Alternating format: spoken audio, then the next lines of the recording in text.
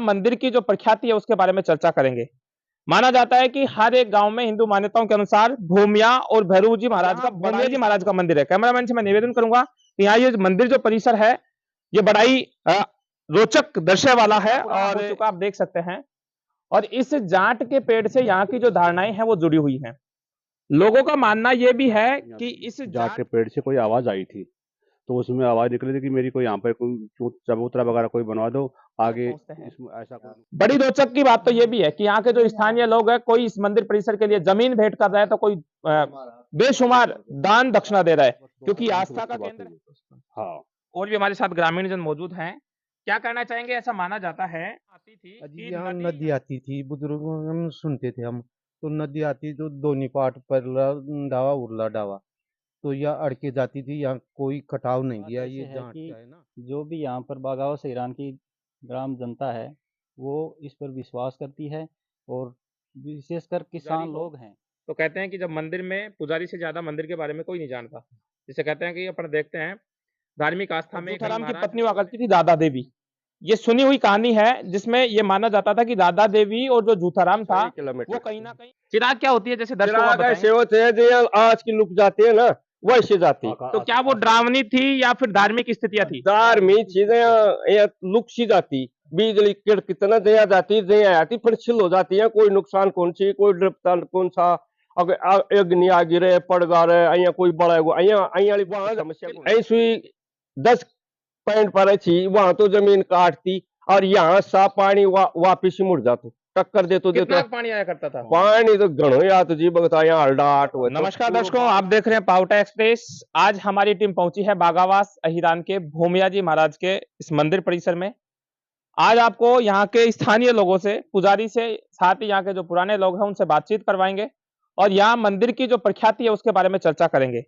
माना जाता है कि हर एक गांव में हिंदू मान्यताओं के अनुसार भूमिया और भैरव जी महाराज का बड़ा ही स्थान होता है। किसी भी गांव में आप जाकर देख लीजिए, वहां पर भूमिया जी महाराज का मंदिर और भैरव जी महाराज का मंदिर अवश्य मिलता है। पारंपरिक मान्यताओं के अनुसार यह कहा जाता है कि किसी भी गांव में अगर अपन गुजरते हैं, उस गांव में अगर भूमिया जी महाराज का मंदिर और उसके अलावा भैरव जी महाराज का मंदिर अगर होता है तो वहां सर्व संपन्न गतिविधियां होती है। इसी बीच इस नए एपिसोड में हम आपका हार्दिक स्वागत करते हैं। टीम के साथ हम पहुंचे आज बागावास अहिरान।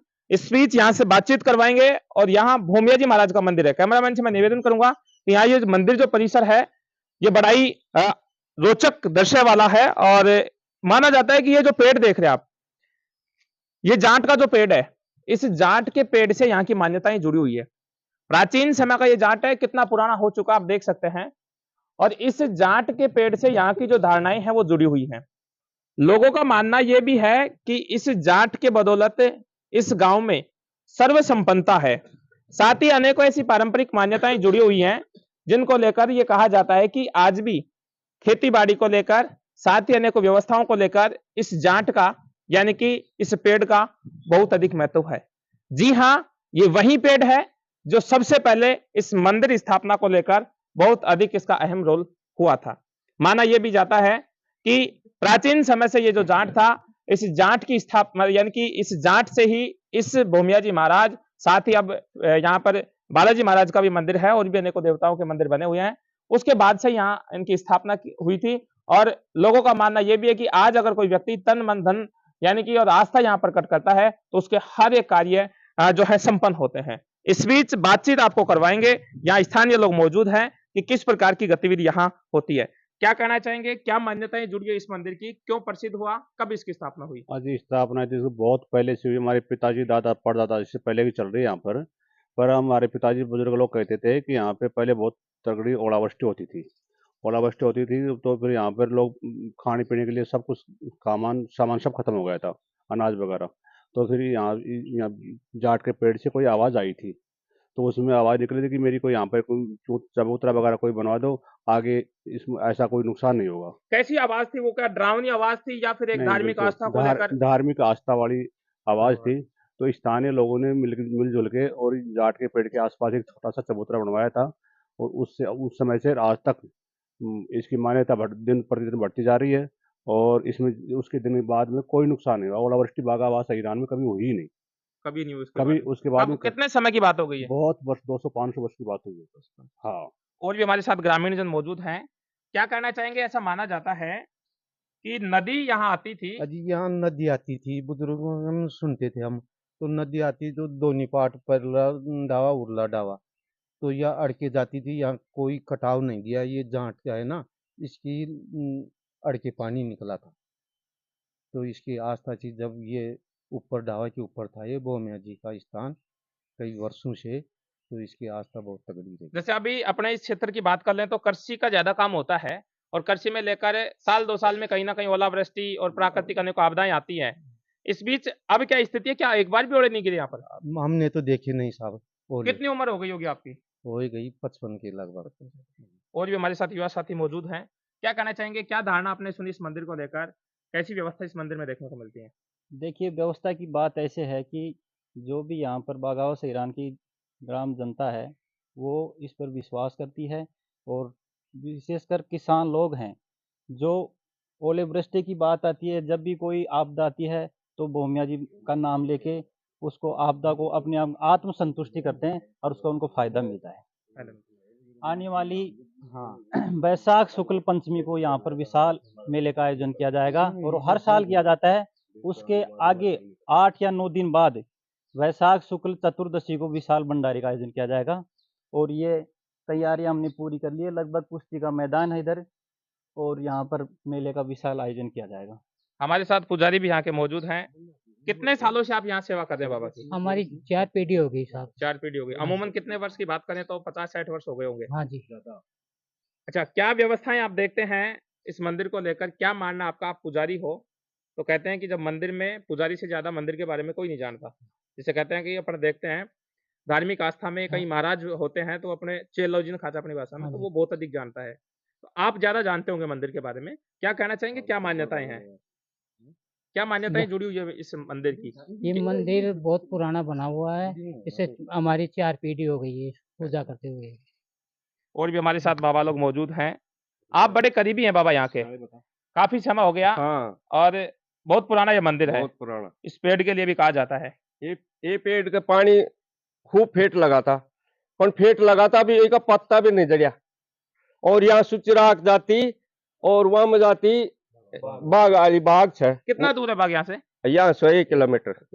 चिराग क्या होती है? जैसे दर्शकों को चिराग बताएं। ऐसे होते हैं जो आज की लुक जाती है ना, वैसे जाती। तो क्या वो डरावनी थी या फिर धार्मिक स्थितियां थी? धार्मिक चीजें यहाँ लुक सी जाती, बिजली किड़ कितना दया जाती दया आती, फिर छिल हो जाती है। कोई नुकसान कौन सी, कोई ड्रिप्ता कौन सा, अगर अग्नि आ गिरे पड़ गा रहे, अहियां कोई बड़ा अहियां वाली समस्या कौन। कितने समय पहले की बात है? क्या अभी भी होता है कैसा? अब तो साहब मैंने 10 साल होगी देख, 20 साल पहले देखी थी। नहीं, मैं भी देखी थी, बुजुर्गाई को मैं भी देखी थी। अया सिलोई तो जाती, सिलोई आती, अया को ना कोई ये परेशानी को ना होती, कुछ लुकागी बड़ांग आंख या बात को ना होती। और अंडे ओला वाला कदे जिंदगी में कौन पड़ा। पानी को और लेकर क्या है? ये माना जाता है कि और हमारी जमीन थी वहां ऐसी 10 पॉइंट पर थी, वहां तो जमीन काटती और यहाँ साफ पानी वापिस मुड़ जातो, टक्कर देतो कितना देतो। पानी आया करता था? पानी तो घणो या तो जी बगता यहाँ हल्डाट हुए तो पूरा बागास ने आवाज जाती, हल्ड हल्ड की पूरा बागास ने आवाज जाती। अभी बात हाँ। कर रहे हैं इस मंदिर की आस्था की, तो कहाँ के लोग यहाँ पहुंचते हैं?